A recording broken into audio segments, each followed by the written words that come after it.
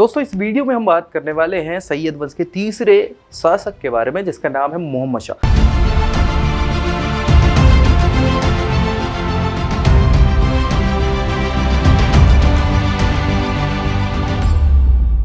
मोहम्मद शाह की बात करें तो मोहम्मद शाह बहुत ही योग्य शासक नहीं था। देखो साफ बात है, क्योंकि योग्य होता तो शासन और अच्छे से चलाता और सारी चीज़ें बेहतर ढंग से हो जाती, लेकिन ऐसा हो नहीं पाया और बहुत जल्दी अगले 7 सालों में क्या हो जाएगा, ख़त्म हो जाएगा ये राजवंश। तो ज़्यादा चल तो पाया नहीं। मोहम्मद शाह की बात करें, इनका शासनकाल जो रहता है अपने पिता मुबारक खां की मृत्यु के बाद, उनकी मृत्यु नहीं हत्या होती है, और हत्या के बाद फिर 1434 से 1444 तक इनका शासन रहेगा। किसका? मोहम्मद शाह का। होता कुछ ऐसा है, जैसा मैंने बताया था कि एक मंत्री हो जाता है जिसका नाम था सरवरुल मुल्क। उसने अपने साथियों के साथ, एक मीरन भद्र हुआ करता था, है ना, और इन सब ने प्लानिंग करके कुछ खत्री ब्रदर्स कहलाते हैं। क्या? खत्री ब्रदर्स थे, सिद्धामऊ और सिद्धारन। उनका खत्री ब्रदर्स हो गए, खत्री भाई, और उनका एक सेवक हुआ करता था रानू। इनसे मिलके इन सब ने क्या कर दिया? मार दिया इनके पिताजी को। किसको? मुबारक शाह को। अच्छा, बज कितनी मतलब बात करें तो चल किसकी रही है? सरवरुल मुल्क की चल रही। लेकिन अब यार इससे क्या हुआ कि मुबारक शाह अच्छा शासक तो था ही, भली सबसे योग्य शासक है सैयद वंश का, तो उसके कुछ खास लोग भी तो होंगे जो उसके पक्ष वाले लोग होंगे। तो उसमें हमने चर्चा कर ली थी। क्या चर्चा करी थी? कि जो कमालुद्दीन था, कमालुद्दीन इनके तरफ का व्यक्ति था। क्या नाम है? कमालुद्दीन। कमालुद्दीन ने अपने दोस्तों को मिला के एक संबल के शासक थे, संबल, है ना, संबल के शासक इनके दोस्त हुआ करते थे। उनको मिला के सबको फिर फोड़ डाला बाद में, और इन्होंने ही फिर किसको? मोहम्मद शाह को गद्दी पे बिठा दिया।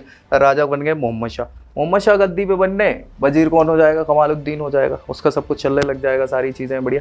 लेकिन मोहम्मद शाह की योग्यता नहीं थी, उतनी योग्यता थी नहीं। 10 साल शासन तो कर लिया और बड़े बचा के काम करा। देखो यार, उस समय तक बात करें अगर दिल्ली सल्तनत की, तो दिल्ली सल्तनत बची थी नहीं। कहने मात्र को दिल्ली सल्तनत कहला रही थी, लेकिन थी नहीं। उस समय का अगर शासन बात करें तो ये इतने में सिकुड़ गया था।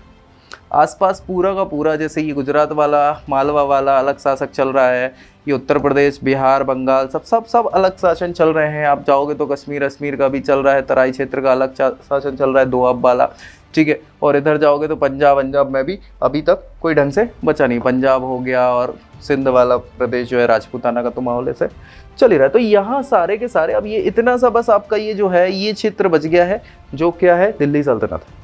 तो भाई समस्याएं तो होंगी। इसी समय क्या है कि मालवा के शासक इन पर अटैक कर देते हैं, ठीक है। जौनपुर उस समय अलग बस गया था, तो जौनपुर के शासक इन पे अटैक कर देते। तो अब ये थोड़ी बहुत बुद्धिमत्ता का काम करते। देखो क्या होता कि जौनपुर वाले पहले ही से शासन कर रहे थे और वो बढ़ाना चाह रहे थे अपनी शक्ति को, और उन्होंने देखा कि ये कमजोर व्यक्ति है, अभी मौका अच्छा है, तो उन्होंने अटैक कर दिया। मोहम्मद साहब में दिमाग था तो नहीं, लेकिन ठीक है, उन्होंने, ऐसा बताया जाता है, अब ये कन्फर्म है नहीं कि बहन थी या बेटी थी, बहन या बेटी किसकी? मोहम्मद शाह की बहन या बेटी से शादी करा देते हैं। यहाँ जो सरकी वंश चल रहा था जौनपुर में, कौन सा वंश चल रहा था? सरकी वंश चल रहा था। सो सरकी वंश के राजा थे मुबारक ही उनका नाम था, मुबारक शाह था, ठीक है। सो बहन या बेटी, बीबी राजी नाम होता है उसका। क्या नाम होता है? बीबी राजी। उससे शादी करवा देते हैं, तो इनकी मित्रता हो जाती है, या फिर कुछ समय के लिए अटैक रुक जाता है। तो ये तो दिमाग का काम कर लिया। अब मालवा का शासक उस समय, ऐसा बोलते हैं कि दिलावर खां हुआ कर रहा था। सो मालवा के शासक ने अटैक किया। अब क्या करें भैया, कमज़ोर व्यक्ति हैं ये सब। तो उस समय पंजाब प्रांत का, बोल सकते हैं पंजाब प्रांत का, या उस समय सरहिंद चलता था। तो सरहिंद का जो प्रांतपति था, जो सूबेदार था, या जो शासक था, हम बोल रहे हैं, वो था कौन? बहलोल लोधी। क्या नाम है? बहलोल लोधी। तो बहलोल लोधी से ये सहायता मांगते कि भैया वो बचा लो यार। बहलोल लोधी आता है, बचा लेता है एक्चुअली। तो इनकी मित्रता हो जाती है, अच्छी खासी मित्रता हो जाती, तो बहुत अच्छी बात है। उसका फ़ायदा उठा के ये तख्तापलट थोड़ा सा करवाने की कोशिश करे। बहलोल लोधी क्या है? व्यक्ति थोड़ा महत्वाकांक्षी व्यक्ति, अफगानी व्यक्ति है अभी, है ना। सो पहला अफगान वंश भी यहीं चालू होगा, अभी हम देखेंगे, सारी चर्चा करेंगे। तो बहलोल लोधी क्या करता है? इनका मित्र होता है। देखो यार, अभी तक कौन है? कमालुद्दीन सारा का सारा काम कर रहा है। उसके कारण क्या होता है कि इनका जो मित्र है बहलोल लोदी का, वो नाम है उसका हमीद खां। क्या नाम है? हमीद खां। हमीद खां को क्या करवा देते हैं ये, गद्दी पे बिठलवा दे, गद्दी का मतलब वजीर के पद पर पहुंचा देते हैं। तो अब वजीर कौन हो जाएगा? हमीद खां हो जाएगा वजीर। इतनी पकड़ थोड़ी सी इन्होंने बनवा दी थी। तो सत्ता में पकड़ बनने के कारण आगे चल के भैया इनका भी वही असर होता है, ये मृत्यु को प्राप्त हो जाता है और इनका बेटा बनेगा शासन कौन अब, जिसका नाम है आलम शाह। आलम शाह। आलम शाह के समय भाई वजीर कौन है? हमीद खां है, ठीक है। और आलम शाह तो भंवर बेवकूफ व्यक्ति माना जाता है, अयोग्य शासक माना जाता है। पूरा कठपुतली बन गया हमीद खां की। हमीद खां की कठपुतली बन गया। उसने कहा यार देखो एक काम करो भैया, इधर माहौल अच्छा है नहीं, तुम बदायूं चले जाओ।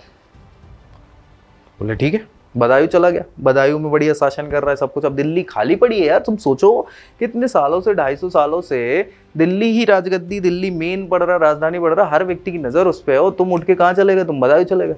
तो दिल्ली की जब सिंहासन खाली है या दिल्ली जगह ही खाली है तो आसपास के लोग अटैक करेंगे, सब कुछ करेंगे।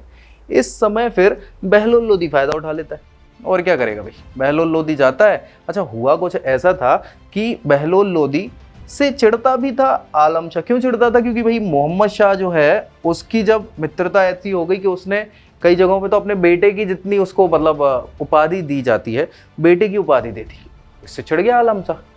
तो चिढ़ गया तो बाद में हमीद शाह तो दोस्त, हमीद खां तो दोस्त था ही, आलम शाह उसको बदायूं जाने का बोलता है, वो चला जाता है बदायूं। फिर बाद में पता चलता है कि हमीद खां ने तो षड्यंत्र किया है हमारे साथ। हमीद खां को मारने की कोशिश करता, हमीद खां बच के भाग जाते हैं। दिल्ली पहुंचते बहलोल लोदी को बुलाते हैं। बहलोल लोदी आक्रमण कर ही रहे थे दिल्ली पे, इनकी दोनों की मित्रता थी तो ये मिल जाते हैं किससे? बहलोल लोदी से। बहलोल लोदी से मिलने के बाद बहलोल लोदी बोलता है इनको पत्र लिख के, किसको पत्र लिख के? आलम शाह को, कि भाई साहब ऐसा ऐसा है कि दिल्ली सल्तनत खाली पड़ी है, दिल्ली गद्दी खाली पड़ी है, आप जाके बदायूं बैठ गए तो हमारा ऐसे चलेगा कैसे? ऐसे नहीं चल पाएगा ना। तो आलम शाह समझ तो गया था कि वाह अभी जाएंगे कुट पिटा जाएंगे, क्या मतलब। तो पत्र का जवाब पत्र से ही देते हैं। बोले देखो ऐसा है कि पिताजी ने तुमको बेटा तो बोल ही दिया था, तो तुम मेरे भाई के समान हो, तुमसे लड़ने झगड़ने का मतलब नहीं, खाली पड़ी है तो तुम देख लो, कोई समस्या नहीं है, तुम कर लो। फायदा था ही, बोल दिया ही था। बहलोल लोदी मान गए। बहलोल लोदी ने कुछ नहीं किया, बस साम्राज्य स्थापित कर लिया 1451 और इसके साथ ही खत्म हो जाएगा क्या आपका? क्या खत्म हो जाएगा? अरे सैयद वंश खत्म हो जाएगा भैया, नया वंश आएगा। ये अफगानी व्यक्ति हैं बहलोल लोदी, पहला अफगान वंश चालू होगा भारत में, ठीक है। सो हम पहले देखेंगे कौन थे लोदी, क्या था, फिर बहलोल लोदी पे भी चर्चा करेंगे।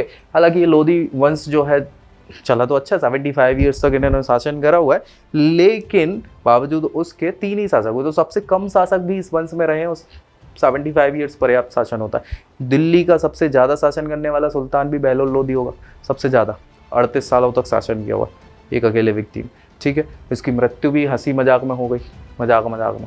हम देखेंगे सारा जब हम बहलोल लोदी की चर्चा करेंगे। तो नेक्स्ट वीडियो में मिलेंगे, हम लोदी पे चर्चा करेंगे और लोदी के साथ साथ हम किस पे बात करेंगे? बहलोल लोदी पे सारी चर्चाएं करेंगे, पहला अफगान वंश। मिलते हैं नेक्स्ट वीडियो में, तब तक के लिए जय हिंद।